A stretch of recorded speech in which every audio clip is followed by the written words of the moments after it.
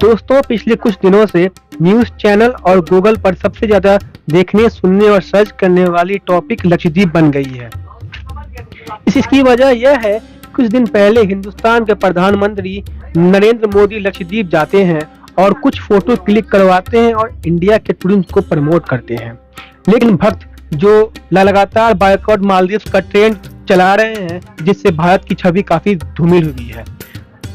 तब से सारे लोग ये बात जानना चाहते हैं कि आखिर ये इलाका कहाँ पे है, यह कैसा है, इसकी खूबसूरती का राज क्या है, यह किस राज्य में पड़ता है, यहाँ के रहने वाले लोग कौन हैं और अचानक से पूरी दुनिया में इसके ट्रेंड में आने की वजह क्या है। दोस्तों, आपको बताता चलूं, हिंदुस्तान में सबसे ज्यादा मुसलमानों की आबादी लक्षद्वीप में रहती है। लक्षद्वीप की आबादी का कुल 96% लोग मुसलमान हैं। लक्षद्वीप भारत का सबसे छोटा यूनियन टेरिटरी है। इसकी कुल लंबाई 32 से 33 किलोमीटर है। यह केरल से 250 से 300 किलोमीटर की दूरी पे पड़ता है।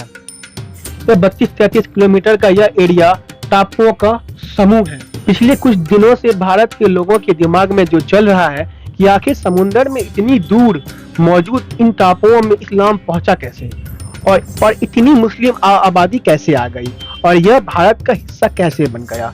हमें इसका जवाब इतिहास से मिलेगा। लक्षद्वीप का हिस्टोरिकली सबसे पुराना जिक्र ग्रीक मतलब यूनानी लोगों के किताब में मिलता है। इन किताबों से हमें यह भी पता चला बौद्ध धर्म इन इलाकों में आ चुका था। इन इलाकों में चोला डायनेस्टी, टीपू सुल्तान और चेरा डायनेस्टी ने राज किया है। चेरामल डायनेस्टी के मशहूर राजा चेरामन पेरुमल, उनकी ही दौर में इंसानी बस्ती ने यहाँ बसना शुरू किया। ये वही मशहूर चेरामन पेरुमल हैं जिनके बारे में ये भी कहा जाता है कि इन्होंने अपनी जिंदगी में आसमान में चांद के 2 टुकड़े होते हुए देखा था, जो उस दौर में इस्लाम के आखिरी प्रॉफिट मोहम्मद मुस्तफा सल्लल्लाहु अलैहि वसल्लम के द्वारा किया गया था। इन्होंने इस्लाम भी अपना लिया था और इनके ऑर्डर पर ही केरला में एक मस्जिद बनाई गई थी, जिसे भारत का पहला मस्जिद भी कहा जाता है।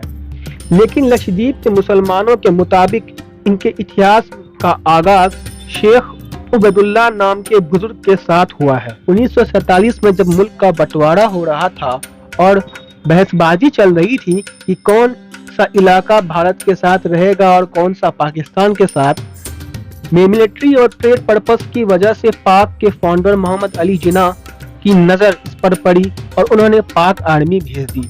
लेकिन हिंदुस्तान के आयरन मैन सरदार वल्लभ भाई पटेल ने दूसरे मोर्चों की तरह इस मोर्चे पर भी पाक को मात दे दी। वो इस तरह की जब पाक की तरफ से अपनी आर्मी भेजी गई तो वो लोग वहां जब पहुंचे तो वहां पहले से ही भारत का तिरंगा लहरा रहा था। कहा जाता है कि अगर उस दिन पाक आर्मी आधा घंटा पहले भी पहुंच जाती तो आज लक्षद्वीप पर पाकिस्तान का कब्जा होता। आखिर में सबसे बड़ा सवाल, दुनिया भर में लक्षद्वीप की चर्चा क्यों हो रही है? तो इसकी वजह भारत के पीएम का वो दौरा जो उन्होंने कुछ दिन पहले किया है, जिस दौरे में उन्होंने अपनी अच्छी पिक्चर क्लिक करवाई और टूरिज्म को प्रमोट किया और लोगों से अपील की जो लोग भी एडवेंचर करना चाहते हैं वो एक बार लक्षद्वीप जरूर आए।